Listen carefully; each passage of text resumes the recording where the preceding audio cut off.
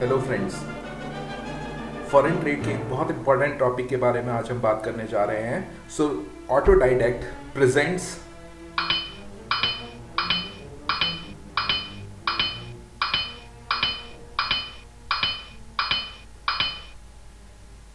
दोस्तों, इस टॉपिक की हम शुरुआत करेंगे एक सिंपल स्टोरी के साथ। कुछ लोग आए हुए हैं मिस्टर थॉमस के पास और वो अपनी प्रॉब्लम शेयर कर रहे हैं। तो चलिए सुनते हैं उनकी प्रॉब्लम। ये जो लोग हैं ये आए हैं अंडर डेवलप्ड कंट्रीज से, जैसे घना, जिम्बाब्वे। अब इन लोगों के साथ एक कॉमन प्रॉब्लम ये है कि इनके पास नेचुरल रिसोर्सेज तो बहुत ज़्यादा है, काफ़ी सफिशिएंट हैं, लेकिन उन नेचुरल रिसोर्सेज के साथ ये खुद स्ट्रांग नहीं बन सकते, पावरफुल नहीं बन सकते। उसका एक बड़ा रीज़न ये है कि उस नेचुरल रिसोर्स की एज ए रॉ मटेरियल बहुत ज़्यादा वैल्यू नहीं है। आज अगर उसे निकाल के एक्सट्रैक्ट करके ये बेच भी देते हैं तो उसकी बहुत ज़्यादा वैल्यू नहीं मिल पाएगी इन्हें। और अगर प्रोसेस करना चाहें, अगर वैल्यू बढ़ा के अगर उसे एक्सपोर्ट करना चाहें तो प्रोसेस करने के लिए इनके पास ना तो कैपिटल है, ना टेक्नोलॉजी है, और टेक्नोलॉजी खरीदने के लिए पैसे भी नहीं है, उतना कैपिटल भी नहीं है। तो चलिए एक mister Thomas as an economist किन चीज़ों को देखेंगे, कैसे ये आगे बढ़ेंगे और कैसे ये डिसीजन लेंगे, चलिए समझते हैं इनकी हेल्प से। सबसे पहले हमारे पास दो ऑप्शन है मिस्टर थॉमस के पास। एक ऑप्शन ये है कि वो ट्रेड लिबरलाइजेशन के लिए जा सकते हैं। दैट मीन्स चलिए हम जो भी है अब जैसे तैसे भी भारी मन के साथ ही ट्रेड कर ही लेते हैं। अब ट्रेड अगर करेंगे तो हमारा नेचुरल रिसोर्सेज डिप्लीट होता जाएगा, डिप्लीट होगा तो हम धीरे धीरे over a period of time जो हमारे पास रिसोर्सेज हैं वो भी हम खो ही देंगे। दूसरी तरफ हमारे पास जो ऑप्शन रहेगा वो होगा हम लिमिटेड इंपोर्ट करें।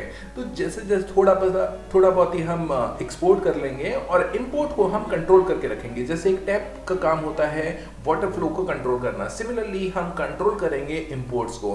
तो इंपोर्ट को बेसिकली कैसे कंट्रोल कर पाएंगे, तो कुछ ऑब्जेक्टिव जो हमें ध्यान में रखते हैं कि out of these two options liberalisation करें या प्रोटेक्ट करें। तो सबसे पहली बात करते हैं कि इस अंडर डेवलप्ड कंट्री में वो जो मिस्टर थॉमस हैं वो क्या देखेंगे। तो सबसे पहली चीज़ वो देखेंगे कि हमें डोमेस्टिक इंडस्ट्री को यहाँ पे प्रमोट करना है, क्योंकि अभी ये नेशन ऐसा है जहाँ पे कि इंडस्ट्रियलाइजेशन शुरू नहीं हुआ है। इंडस्ट्रियलाइजेशन अगर शुरू हुआ है तो बहुत ही नेसेंट स्टेज में है, वो बहुत ही प्रीमेच्योर स्टेज में है। अगर उसे अभी मल्टीनेशनल कंपनीज के सामने कंपटीशन करना पड़ेगा तो मल्टीनेशनल कंपनीज तो डेफिनेटली उनका कॉस्ट ऑफ प्रोडक्शन काफ़ी कम होता है। कॉस्ट ऑफ प्रोडक्शन कम होगा तो प्राइस भी कम होगा, तो कोई भी कंज्यूमर कम प्राइस पे ही चीज़ें खरीदता है जब उसके पास ऑप्शन अवेलेबल है। तो अगर हमें उस डोमेस्टिक इंडस्ट्री को प्रोटेक्ट करना है, सबसे पहली चीज़ तो ये हमारा ऑब्जेक्टिव रहेगा पॉलिसीज बनाते टाइम। दूसरा, लोगों को भी एम्प्लॉयमेंट मिलना चाहिए, जो हमारे लोकल पॉपुलेशन है, जो डोमेस्टिक एम्प्लॉयमेंट है, क्योंकि वही नेचुरल रिसोर्स जो वही है जो as a factor of the society यहाँ पे आके काम करने वाला है। अगर उसे हम इनेबल नहीं करेंगे तो डेफिनेटली कंजम्पशन कहाँ से आएगा। हम सामान तो बना लेंगे, हम इंडस्ट्रीज को तो प्रोटेक्ट कर लेंगे, लेकिन सामान कंज्यूम करने के लिए, सामान बनाने के लिए हमें इकोनॉमिक स्किल्ड लेबर नहीं मिल पाएगी। तीसरी चीज़ जो हमारे पास होती है कि हमारा खुद का कल्चर खत्म हो जाएगा। कई बार होता है जैसे हम कुछ चीज़ें अडॉप्ट की जाती हैं, जैसे इंडियन ब्रांड्स की आप बात करें, इंडियन टेक्सचर, इंडियन थिएटर की अगर आप बात करें, तो आज भी अगर बॉलीवुड मूवीज़ में आप देखेंगे तो इमोशंस बहुत ज़्यादा डाले जाते हैं। ऑल्दो हॉलीवुड और बहुत सारी जो सिनेमा इंडस्ट्री है, जो थिएटर इंडस्ट्री है, वहाँ पे चीज़ें बहुत फास्ट होती हैं। मार्वल स्टूडियोज़ में आपने एक्शन देखा ही है।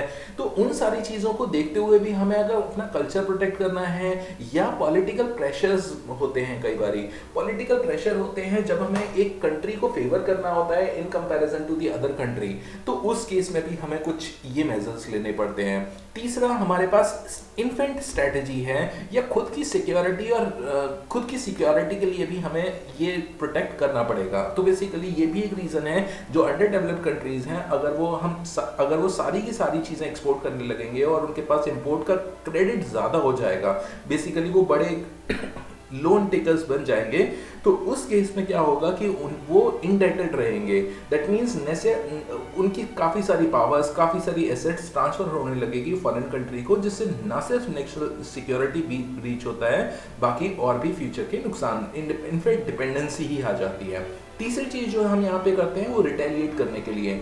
जैसे अगर हम टैरिफ वॉर की बात करें, अमेरिका ने चाइना के लिए टैरिफ इंट्रोड्यूस किए एल्यूमिनियम और स्टील के ऊपर मेजरली, तो चाइना ने भी अमेरिका की गुड्स के इंपोर्ट के ऊपर बदले में रिटेलिएट करके टैरिफ ड्यूटी इम्पोज कर दी थी। तो कई बार हमें स्ट्रैटेजिक डिसीजन करने के लिए, और लास्ट चीज़ जो हमारे पास होती है कि डंपिंग को अवॉइड करने के लिए, क्योंकि पता है जब एक मल्टीनेशनल कंपनी घना में जाके काम करेगी, जिम्बाब्वे में जाके काम करेगी, तो दे ऑलरेडी नो कि वहाँ की इंडस्ट्री एफिशिएंट नहीं है। अगर आज मैं सस्ते में बेचूंगा तो डेफिनेटली वो दूसरी सामने वाली जो इंडस्ट्री है वो खत्म हो जाएगी, वो बहुत लंबे टाइम तक सस्टेन नहीं कर पाएगी। तो हो सकता है शायद मैं उस सामान को सस्ता करने के लिए मैं अपने कंट्री में सब्सिडी देना शुरू कर दूँ, या मैं जो कॉस्ट है अपने कंट्री के कंपैरिजन में वहाँ पे कम प्राइस पर बेचना शुरू कर दूं। तो उन चीज़ों को करने के लिए भी हमें ये पॉलिसीज अडॉप्ट करनी पड़ेगी। तो इस अगर प्रोटेक्शनिज्म की बात करते हैं तो कौन से हमारे पास टूल्स होते हैं? तो प्रोटेक्शनिज्म अगर हम डिफाइन करें तो किसी भी दो कंट्री के बीच में जब हम ट्रेड को लिमिट कर देते हैं, रेस्ट्रिक्ट कर देते हैं, उसे हम प्रोटेक्शनिज्म कहते हैं। प्रोटेक्शन बेसिकली हम एक हर्डल क्रिएट कर देंगे कि हम कैसे अमाउंट ऑफ इंपोर्ट को कम कर सकें। देखो एक्सपोर्ट में तो कोई प्रॉब्लम नहीं है क्योंकि एक्सपोर्ट इज इनकम, लेकिन इंपोर्ट में प्रॉब्लम है। इंपोर्ट से हमारी इनकम बाहर जाती है, बेसिकली हमारा एक्सपेंडिचर होता है, तो उसे कैसे लिमिट करना है। अब ये सिंपल सा रीज़न है। जैसे अगर आप नॉर्मल लाइफ में भी देखेंगे कि खर्चे कम करके ही हम अपने बजट के अंदर बेटर सेविंग कर सकते हैं, ऑल्दो जब इनकम हमारे कंट्रोल में ना हो। तो उस केस में अब दो तीन टूल्स हमारे हाथ में होते हैं as a country, as an economist. सबसे पहला जो टूल होता है वो होता है टैरिफ। टैरिफ सिंपली कुछ नहीं, बस एक टैक्स होता है, एक ड्यूटी होती है। जितने भी सामान बाहर कंट्री से, फॉरेन कंट्री से हमारे कंट्री में आ रहे हैं, उनके ऊपर एक एडिशनल टैक्स लग जाएगा। तो जैसे अगर हम कोई सामान $100 में लेकर आ रहे हैं और 10% यहाँ पर ड्यूटी हमने लगा दी इंपोर्ट के ऊपर, तो जैसे ही वो बॉर्डर यहाँ पर अंदर आएगा तो उस पर 10% ड्यूटी लग जाएगी। उसकी वजह से क्या होगा, जो $100 का प्राइस था, जो कॉस्ट था, वो अब बढ़कर हो जाएगा 110। तो अब क्योंकि हमने उसका प्राइस बढ़ा दिया है, तो प्राइस बढ़ता है तो डिमांड कम हो जाती है। दैट मीन्स वो सामान अब यहाँ पे कम बिकेगा। तो एक तो हम ऐसे करके कंट्रोल करते हैं। दूसरा जो हमारे पास तरीका होता है वो होता है कोटा। तो कोटा, जैसे कि हम पहले से जानते हैं कि कोटा किसी भी चीज़ में एक प्रपोर्शन डिसाइड कर देना, कि फिजिकल रेस्ट्रिक्शन लगा देना, कि आखिरकार हम कंट्रोल कैसे करेंगे कि लेट्स से आप अभी तक 100 यूनिट एक्सपोर्ट कर रहे थे, लेकिन अभी आप 100 यूनिट इंपोर्ट नहीं करोगे, आप 80 ही कर सकते हो, या 70 कर सकते हो, या 40 ही कर सकते हो।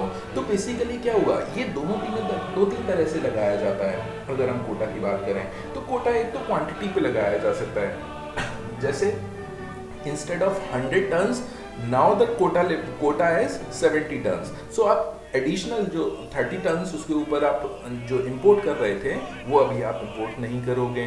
दूसरी चीज़, वैल्यू के ऊपर भी कई बार कोटा लगा दिया जाता है। तो कोटा वैल्यू कैसे होगा कि लेट्स से 1 करोड़ की वैल्यू तक ही होगा, उसके ऊपर इंपोर्ट नहीं हो पाएगा। तीसरी चीज़, जो नॉन टैरिफ बैरियर्स होते हैं। नॉन टैरिफ बैरियर्स बेसिकली जो नॉन टैक्स की फॉर्म में, although tariff are monetary terms, non tariff are non monetary terms. Basically पैसे टैक्स लगाए बिना आप कैसे कंट्रोल कर सकते हो। तो कुछ रूल्स बनाएंगे, कुछ रेगुलेशंस बनाएंगे, कुछ कंट्रीज के साथ रेस्ट्रिक्ट करेंगे, कुछ लॉ एंड ऑर्डर बनाएंगे, या स्पेसिफिकेशन डिसाइड करेंगे कि भाई इस तरह का सामान ही आ सकता है। तो उन सारी चीज़ों के थ्रू हम कंट्रोल कर सकते हैं। आज का एक लाइव एग्जाम्पल मैं ले सकता हूँ टैरिफ को समझाने के लिए। टैरिफ की अगर बात करें तो इंडिया टैरिफ लगाने जा रहा है केमिकल्स के ऊपर, क्योंकि कोरोना टाइम्स में केमिकल की बहुत ज़्यादा रिक्वायरमेंट है डिफरेंट पर्पसेस के लिए।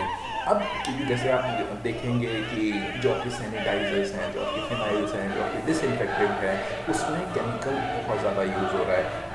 अब क्योंकि चाइना कोरोना से फ्री हो चुका है, तो उसने इंपोर्ट और एक्सपोर्ट दोनों शुरू कर लिया है। बेसिकली वो तो इंपोर्ट करेगा नहीं क्योंकि उसकी तो इकोनॉमी रेगुलेट हो चुकी है, कंट्रोल हो चुकी है। अब क्या करेगा, वो एक्सपोर्ट करना शुरू करेगा, तो वो डंपिंग भी कर सकता है।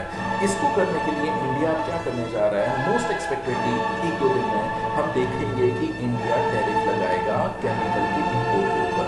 बेसिकली अगर चाइना या कोई भी कंट्री हमारे यहाँ एक्सपोर्ट करेगा, या हमारा कोई भी बायर इंपोर्टर इंपोर्ट करता है केमिकल्स को, तो उसे 15% ड्यूटी एडिशनल देनी होगी। तो उससे क्या होगा, प्राइस कम हो जाएगा। अब सॉरी प्राइस बढ़ जाएगा, अगर प्राइस बढ़ जाएगा तो डेफिनेटली डिमांड कम हो जाएगी। तो ये बिल्कुल लाइव एग्जांपल है। चलिए बात करते हैं ये टैरिफ कैसे लगाया जाता है, कितने तरह का ये टैरिफ होता है। तो सबसे पहले तरह का जो टैरिफ होता है वो होता है स्पेसिफिक टैरिफ। ये एक फिक्स्ड फी है, एक तरह की स्पेसिफिक अमाउंट है कि लेट से अगर आपने ये सामान लाए, इतनी यूनिट्स आई, तो आपको टैक्स देना ही होगा, इतना गिवन टैक्स देना ही होगा। अब इसका हम एग्जाम्पल ले सकते हैं जैसे शूज के ऊपर। अगर आपके एक पेयर ऑफ शूज आया तो $15 लगेंगे, एक कंप्यूटर आया तो $300 लगेंगे, और ये अमाउंट यूजुअली फिक्स होता है। अब इस फिक्स अमाउंट को कैसे हम इवेल्युएट करते हैं, कैलकुलेट करते हैं, ये एक और एग्जांपल लेके हम समझ सकते हैं। और वो एग्जांपल है लेट्स से रिस्ट वॉचेस का। इन हमारे एग्जाम्पल में हम मानते हैं कि यूएस में रिस्ट वॉचेस के ऊपर स्पेसिफिक ड्यूटी लगती है। जैसे कि अब आप एक रिस्ट वॉच लेकर आए, उसके ऊपर 51 सेंट्स आपको पे करने ही हैं। लेकिन अगर आप रिस्ट वॉचेस की वैल्यू देखें तो रिस्ट वॉचेस की वैल्यू तो बहुत वेरीड होती है। जैसे अगर आप स्वाच की वॉच खरीदते हैं तो लगभग $40 में आपको वॉच हो जाएगी, लेकिन अगर आप रोलेक्स खरीदते हैं तो $5000 की लगती है। दोनों के अगर प्राइस में आप देखें तो 100 टाइम्स से भी ज़्यादा का डिफरेंस है, लेकिन दोनों के ऊपर जो ड्यूटी लगने वाली है, जो गवर्नमेंट टैक्स लगाने वाली है, वो अमाउंट सेम है, and that is 51 cents. So precisely हम कह सकते हैं कि अगर मैंने 1000 यूनिट इंपोर्ट की हैं तो मुझे जो ड्यूटी पे करनी पड़ेगी वो $510 पे करनी पड़ेगी। So this is basically per unit wise, जैसे कंटेनर के ऊपर लगा सकते हैं, यूनिट के ऊपर लगा सकते हैं। सेकेंड टाइप की जो टैरिफ होती है दोस्तों, वो होती है एड वैलोरम। ये एड वैलोरम टर्म अपने आप में लैटिन वर्ड से आया है, जिसका एक मतलब होता है, और उसका मतलब होता है according to value. According to value means जिसकी वैल्यू जितनी होगी उसके ऊपर उतना टैक्स लगेगा। मीन्स अगर आप महंगी चीज़ इंपोर्ट करोगे तो ज़्यादा टैक्स लगेगा, और सस्ती चीज़ इंपोर्ट करोगे तो कम टैक्स लगेगा। अब कुछ एक चीज़ों के ऊपर हम एग्जाम्पल ले लेते हैं। जैसे अगर हम ऑटोमोबाइल की बात करते हैं, अगर आप एक कार इंपोर्ट करते हो जो 10 लाख रुपए की है और उसके ऊपर 15% ड्यूटी लगती है, तो क्या होगा, आपको 1.5 लाख रुपए इंपोर्ट ड्यूटी देनी पड़ेगी। लेकिन अगर आप एक कार इंपोर्ट करते हो जो 40 लाख रुपए की है, तो लगभग आपको 6 लाख रुपए आपको इंपोर्ट ड्यूटी देनी पड़ेगी। सिमिलरली अगर इंडिया में सेल फोन्स की बात करें तो जिसके ऊपर एग्जैक्ट इंपोर्ट ड्यूटी जो रेट है दैट इज 18.6%। तो अगर आपने आईफोन इंपोर्ट किया है ऑफिशियली, तो जिसका प्राइस 1,06,000 के आसपास है, तो लगभग 19,700 रुपए आपको इंपोर्ट ड्यूटी लगेगी। अगर आपने MI का एक सिंपल सा फोन ले लिया जिसकी कीमत लगभग 9,000 रुपए है, तो लगभग आपको 1,670 रुपए के आसपास आपको ड्यूटी लगेगी। और अगर आप एक सैमसंग का 15,000 का फोन इंपोर्ट करते हैं तो लगभग 2700-2800 रुपए के आसपास आपको ड्यूटी लगेगी। तो है तो वो सेल फोन ही, लेकिन क्योंकि वैल्यू डिफरेंट है, क्योंकि उसकी मार्केट प्राइस डिफरेंट है, इसीलिए मुझे अलग अलग अमाउंट का टैरिफ पे करना पड़ेगा। So that is what ad valorem type is. अगर आप बात करते हैं नेक्स्ट टाइप की, तो ये है लाइसेंस। लाइसेंस कुछ नहीं, सिंपल सी एक परमिशन होती है गवर्नमेंट की तरफ से कि भाई कौन इंपोर्ट कर सकता है, कितना इंपोर्ट कर सकता है। अब इससे क्या होगा, इससे 2-3 चीज़ें कंट्रोल होती हैं कि तो बहुत ज़्यादा प्रोलिफरेशन नहीं होगा। कि अगर मान लो कि इस चीज़ का मार्केट ज़्यादा है, चीज़ का कंजम्पशन ज़्यादा है, और सेलफोन का कंजम्पशन ज़्यादा है, तो ऐसा ना हो कि कहीं मेरी इकोनॉमी में इन चीज़ के इम्पोर्टर्स बहुत ज़्यादा बढ़ जाए। तो पहली बात तो मैं रेस्ट्रिक्ट करके रखूँगा कि भाई ये 4 लोग हैं जो इम्पोर्ट कर सकते हैं, इनके अलावा कोई और इम्पोर्ट नहीं कर सकता है। दूसरी चीज़, क्योंकि मैंने इन्हें लाइसेंस दिया है, दूसरी चीज़ ये है कि समय आया तो शायद मैं कोटा भी लगाना मेरे लिए आसान होगा कि भाई ये 4 लोग हैं, आप लोग इतना ही सामान लेकर आओगे, इससे ज़्यादा सामान नहीं ला सकते हो। तो उस केस में भी मेरे लिए आसानी हो जाएगी। चौथा केस जो हम ऑलरेडी डिस्कस कर चुके हैं, import Kota. Import Kota restriction होती है किसी भी क्वांटिटी के ऊपर किसी भी सामान को लाने के लिए, कि इस पर्टिकुलर सामान का इतना ही क्वांटिटी आ सकता है या इतना ही वैल्यू अंदर लाया जा सकता है। जैसे हमने पहले एग्जांपल लिया था, अगर सेलफोन की बात करते हैं तो भाई हम सैमसंग को बोल सकते हैं क्लियरली कोरिया से जो सामान आएगा या चाइना से जो आप मैन्युफैक्चर्ड सेलफोन लेकर आ रहे हो, वो 1 करोड़ यूनिट तो आ सकती हैं, लेकिन आप उसके ऊपर नहीं ला सकते हो। उसके ऊपर जो है हमारी डोमेस्टिक इंडस्ट्री ही प्रोड्यूस करेगी और वही उसी से डोमेस्टिक कंजम्पशन सेटिस्फाई होगा। लास्ट जो चीज है वो है वॉलेंट्री एक्सपोर्ट रेस्ट्रिक्ट। ये बड़े अलग टाइप का टैरिफ है दोस्तों। ये इंपोर्टर कंट्री नहीं लगाता है, ये एक्सपोर्टर कंट्री खुद लगाता है वॉलेंटरीली। अब इसे वॉलेंटरीली नाम तो दिया जाता है, लेकिन ये एक्चुअली होता नहीं है। ये बायलैटरल ट्रेड होती है दो कंट्रीज के बीच में, जहाँ पे कि एक कंट्री कहता है कि ठीक है, आप मेरा ये आपको इस सामान का इंपोर्ट नहीं करना है, तो मेरे यहाँ भी आप ये सामान एक्सपोर्ट मत करना। जैसे हम एक एग्जांपल लेते हैं कि ब्राजील और कनाडा, ये दोनों आपस में एक डील कर सकते हैं कि भाई जो ब्राजील जो कनाडा को शुगर भेजता है और कनाडा ब्राजील को कोल एक्सपोर्ट करता है, तो ये दोनों क्या कर सकते हैं कि भाई हम एक्सपोर्ट नहीं करेंगे एक दूसरे की कंट्री में ये पर्टिकुलर आइटम। तो कनाडा कोल एक्सपोर्ट नहीं करेगा और ब्राजील शुगर एक्सपोर्ट नहीं करेगा। बेसिकली यहाँ इंपोर्ट के ऊपर कंट्रोल नहीं हो रहा है, यहाँ पे एक्सपोर्ट के ऊपर कंट्रोल होता है। That is why we call it export restraint. Next term is सबसे ना, अब ये एक बार समझ लेते हैं कि टैरिफ से फर्क कैसे पड़ेगा, टेक्निकली फर्क कैसे पड़ता है। ये तो हमने समझ लिया कि प्राइस महंगा हो जाएगा, तो प्राइस महंगा होगा कैसे, तो एक ग्राफ की हेल्प से हम उसे समझेंगे कि देखिए दोस्तों, जब हमने इंपोर्ट के ऊपर टैरिफ नहीं लगाया है तो क्या प्राइस के ऊपर फर्क है। आप देख सकते हैं यहाँ पर क्लियरली डिपिक्ट हो रहा है कि ब्लू लाइन में मैंने DS जो ग्राफ है वो है सप्लाई, दैट मीन्स प्राइस बढ़ रहा है और सप्लाई भी बढ़ रही है। D is the curve for demand curve, right? लेकिन अब जहां पे प्राइस सेट है उस सिचुएशन में अगर आप देखेंगे तो एक चीज जो यहाँ पे आपको नोटिस करने मिलेगी वो ये होगी कि जो इंटरसेक्शन पॉइंट है इन दोनों कर्व्स का, इन दोनों के इंटरसेक्शन पॉइंट पे आप नोटिस करें कि यहाँ पर प्राइस होना चाहिए, लेकिन यहाँ पर प्राइस होता है सफिशिएंट सप्लाई नहीं है, डोमेस्टिक कंज्यूमर भी है, अब इससे ऊपर तो हम नहीं सेल कर पाएंगे, तो यहाँ पे बेसिकली शॉर्टेज हो जाती है प्रोडक्ट की। अब यहाँ पे स्कोप क्रिएट हो जाता है, ये जो गैप है कि यहाँ तक तो सप्लाई हो सकती है, यहाँ तक कंज्यूमर खरीद सकता है इसी प्राइस के ऊपर, दैट मीन्स ये शॉर्टेज है, ये स्पेस क्रिएट हो गया कि इसे इंपोर्ट से फिल किया जा सकता है। अब इसे कैसे फिल करेंगे, लेट्स से अगर हमने इंपोर्ट को अलाउ कर दिया, तो इंपोर्ट को अलाउ करके होगा क्या, अभी तक कंजम्पशन हमारा यहाँ पर था, लेकिन इंपोर्ट की वजह से हमारा कंजम्पशन अब इस लेवल तक पहुँच जाएगा, कंज्यूमर अब इस लेवल तक पहुँच जाएगा। अब क्या किया हमने, प्राइस के साथ टैरिफ भी लगा दिया, तो क्या होगा, हमारी डिमांड भी थोड़ी सी घट जाएगी, लोगों की अफोर्डेबिलिटी कम हो जाएगी, तो यहाँ से घट के डिमांड यहाँ पर शिफ्ट हो जाएगी, और क्योंकि सप्लाई भी बढ़ी है तो सप्लाई यहाँ पर बढ़ गई। तो बेसिकली आप शॉर्टेज देख सकते हैं, जो शॉर्टेज यहाँ से यहाँ तक थी वो शॉर्टेज अब इस पॉइंट से इस पॉइंट तक रह गई है। तो बेसिकली जो अगर आप शॉर्टेज देखें तो वो लगभग आगे रह गई है। तो दोस्तों ये है टैरिफ का इम्पैक्ट। अगर हम टैरिफ नहीं लगाते तो ये जो यहाँ तक का मार्केट है, जो इंटरसेक्शन पॉइंट तक का मार्केट है, जो इतना पूरा ये गैप है, ये फॉरेन कंट्रीज को मिल जाता है। तो जिससे अगर आप देखेंगे तो काफ़ी बड़ा मार्केट शेयर वो गेन कर लेंगे, जिससे उन्हें एडवांटेज मिल सकता है और हमारी डोमेस्टिक इकोनॉमी को थ्रेट मिल सकता है। तो इस तरह से हम टैरिफ लगा के किसी भी फॉरेन ट्रेड को कंट्रोल करते हैं। इसके 3 इम्पैक्ट वर्बली, बेसिकली विजिबली हमें देखने मिलते हैं, और वो 3 इम्पैक्ट हैं कि एक तो इंपोर्ट कम हो रहा है, दूसरा हमारा डोमेस्टिक प्रोडक्शन भी बढ़ता है क्योंकि मार्केट में सप्लाई हो रही है, यहाँ पे लोग कंजम्पशन ज़्यादा कर पा रहे हैं, तो हमें भी एक स्कोप मिल गया क्योंकि टेक्नोलॉजी आ गई है, काफ़ी सारे एडवांसमेंट हो गया है, तो हम भी एफिशिएंट हो जाएंगे। अब एफिशिएंट होंगे तो हम प्रोडक्शन ज़्यादा कर सकते हैं कम कॉस्ट में, और उसके बाद कंज्यूमर प्राइसेस भी बढ़ चुके हैं क्योंकि मार्केट में अब सप्लाई ज़्यादा हो रही है। तो इसकी वजह से 3 तरह से हमें बेनिफिट मिलता है ये टैरिफ लगाने का।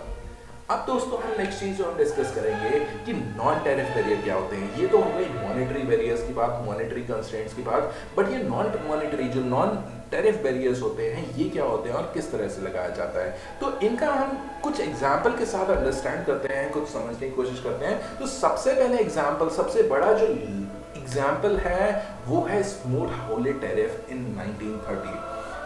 ये बहुत पॉपुलर है और मुझे लगता है आप में से काफ़ी सारे लोग जानते भी होंगे इसके बारे में। ये बेसिकली बनाया गया था यूरोपियन कंट्रीज में फार्मर्स को और एग्रीकल्चरल इंपोर्ट को बचाने के लिए। अगर हम बात करें कि ये कब बनाया गया था, कैसे बनाया गया था, तो सबसे पहले मैं बात करूंगा इसका नाम कैसे रखा गया। ये नाम रखा गया था इसके जो फाउंडर्स थे, इसके जो सजेस्टर थे, स्पॉन्सर्स थे, उनके नाम पे। इसके जो चेयरमैन थे बिल को ड्राफ्ट करने के, he was read smooth from Utah. He was the chairman of the committee, and second senate was Willis Hawley from Oregon. He was the representative. So Smoot was the surname of Reed Smoot, and Willis Hawley is the surname of the second one. तो इस तरह से Smoot Hawley टेरिफेक्ट बना। अब हुआ क्या, 1929 में क्योंकि एग्रीकल्चरल इम्पोर्ट बहुत ज़्यादा हो रहा था, अब क्योंकि मैं अपना हमारा अगर डोमेस्टिक प्रोडक्शन नहीं है या कॉस्ट ऑफ प्रोडक्शन ज़्यादा है, बाहर से दूसरे कंट्री से सस्ते में सामान आ रहा है, तो हमें डोमेस्टिक इंडस्ट्री को प्रोटेक्ट करना पड़ेगा। नहीं करेंगे तो वो बंद कर देंगे और धीरे धीरे वो प्रोडक्टिविटी, हमारी इंडस्ट्री ही ख़त्म हो जाएगी, जो कोई भी इकोनॉमी नहीं चाहती है। तो इसके लिए क्या किया कि कंट्री ने इंपोर्ट टैक्स लगा दिया। वो जो टैक्स रेट था वो लगभग 40% था। आप समझ रहे हैं, लगभग 1.5 गुना प्राइस हो जाने वाला था। अब जिसकी वजह से जो फाउंडिंग टैरिफ था, इसे रिटेलिएशन स्ट्रेटजी की तरह इंट्रोड्यूस कर तो दिया। अब यूरोपियन गवर्नमेंट ने भी इसके बेसिकली इस टैरिफ को अडॉप्ट कर लिया था।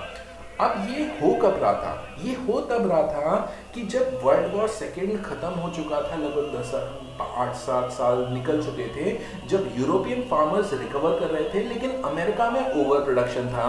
तो क्योंकि ये यूरोप को बचाने के लिए था, क्योंकि अमेरिका तो सस्ते में बना रहा है, इसलिए सस्ते में सप्लाई भी कर सकता है, उनके पास तो ओवर प्रोडक्शन हो रहा है, इनफैक्ट सामान खराब हो रहा है, तो वो सस्ते में भी बेचने को तैयार है। तो यूरोप खुद को कैसे बचाएगा कि भाई अमेरिका कैसे तो सस्ते में आ जाएगा। खुद को बचाने के लिए उन्होंने उसके सामान को महंगा कर दिया, और वो महंगा कितना किया, लगभग 40%, 50% के आसपास कर दिया। तो रिपब्लिकन पार्टी, जिन्होंने ये एक्चुअली यूरोप में इंट्रोड्यूस किया था, हर्बर्ट हूवर नाम था उनका, उन्होंने जब कैंपेन लड़ा, जब इलेक्टोरल कैंपेन लड़ा, तो उन्होंने बोला कि भाई मैं ये टैरिफ इंट्रोड्यूस करूंगा, तो इलेक्शन जीत भी गए। लेकिन जब उन्होंने ये बिल प्रेजेंट किया लोकसभा में, तो बेसिकली वहाँ पर उन्होंने देखा कि अपोजिशन का बहुत स्ट्रॉन्ग अप्रोच हुआ इसका। तो फर्स्ट जो प्रेजेंटेशन थी वो उनकी डिनाई हो गई। दूसरी बार लेकिन जब प्रेजेंट हुआ, जब 1929 में स्टॉक मार्केट क्रैश हो गया, तब फिर ये अपोजिशन होने के बावजूद ये पास हुआ। अगर आप इसका बिल को पास होने का रेशो देखेंगे तो बहुत मार्जिनली था, that was 42-44, that means 42 were in against and 44 in favour. So सिर्फ 2 पॉइंट से, इनफैक्ट 1 पॉइंट से ही मार्जिन से ये बिल पास हो पाया था। दूसरी बात करते हैं कि गवर्नमेंट जब सब्सिडी दे देती है, देखिए अगर यूरोप को बचाना है, यूरोप अपनी एग्रीकल्चर इकोनॉमी को बचाना चाहता है, तो उस केस में क्या करेंगे कि भाई हमारे यहाँ प्रोडक्शन, जो आपका कॉस्ट ऑफ प्रोडक्शन क्योंकि भले ही ज़्यादा है, आप 10 रुपीज़ स्पेंड करते हो 1 यूनिट को बनाने में, आप 7 स्पेंड करो, मैं 3 रुपये आपको रिइंबर्स करूंगा। तो एज ए गवर्नमेंट ने आपको सब्सिडी दे दिया। तो बेसिकली आपका एक्चुअल कॉस्ट ऑफ प्रोडक्शन, जो नेट कॉस्ट ऑफ प्रोडक्शन आया वो 7 रुपीज़ ही था, जबकि एक्चुअल कॉस्ट ऑफ प्रोडक्शन है वो 10 रुपीज़ है। तो सब्सिडी देके ये किया जा सकता है, जो चाइना बहुत अच्छे तरीके से करता है। तीसरा जो तरीका है, हम कोटा लगा सकते हैं। कोटा को हमने अभी समझा कि कितना भी प्राइस है, कितना भी आप सब्सिडी कम करके ले जाओ, भाई इस यूनिट के, इस अमाउंट के ऊपर, इस क्वांटिटी के ऊपर, इस लिमिट के ऊपर आप एक्सपोर्ट नहीं कर पाओगे, या हमारे कंट्री में इंपोर्ट आप नहीं कर सकते हो। चौथा जो चीज़ है कि करेंसी को डीवैल्यू कर लो।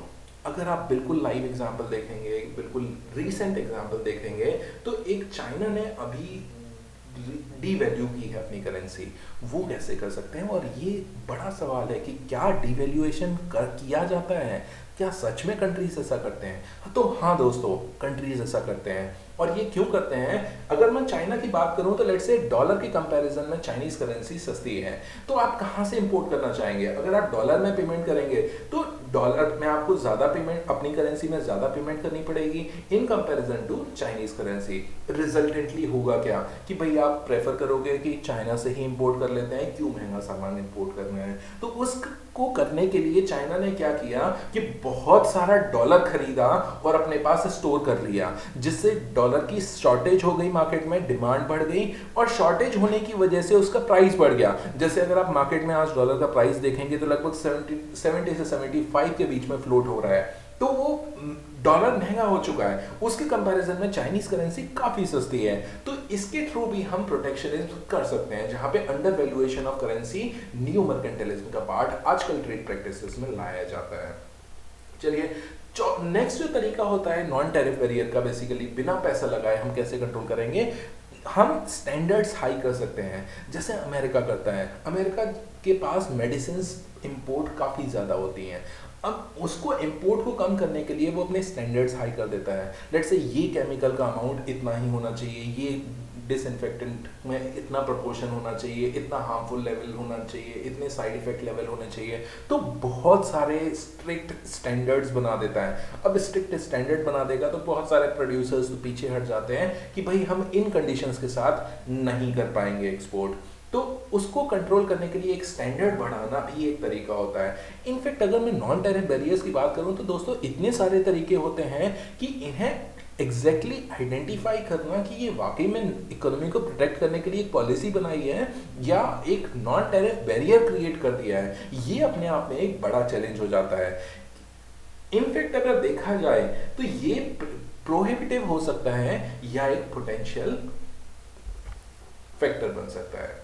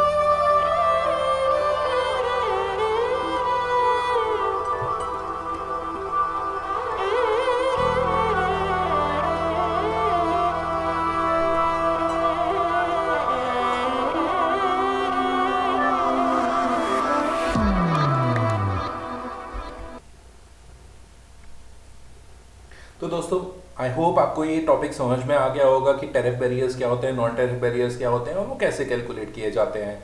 अपने नेक्स्ट वीडियो में मैं इसके कुछ लाइव इंस्टेंसेस के बारे में डिस्कस करूंगा, जैसे टैरिफ वॉर के रूप में कैसे कन्वर्ट हो गया। आजकल कोल्ड वॉर कैसे इस टैरिफ के थ्रू ही लड़ा जाता है, कैसे ट्रम्प सर ने अपनी पॉलिसीज को चेंज किया। इनफैक्ट काफ़ी समय के बाद ट्रम्प सर ने पॉलिसीज को चेंज किया और जो चाइना के लिए सॉर्ट ऑफ थ्रेट बन गया, तो चाइना ने भी अच्छा खासा बदला अमेरिका से लिया।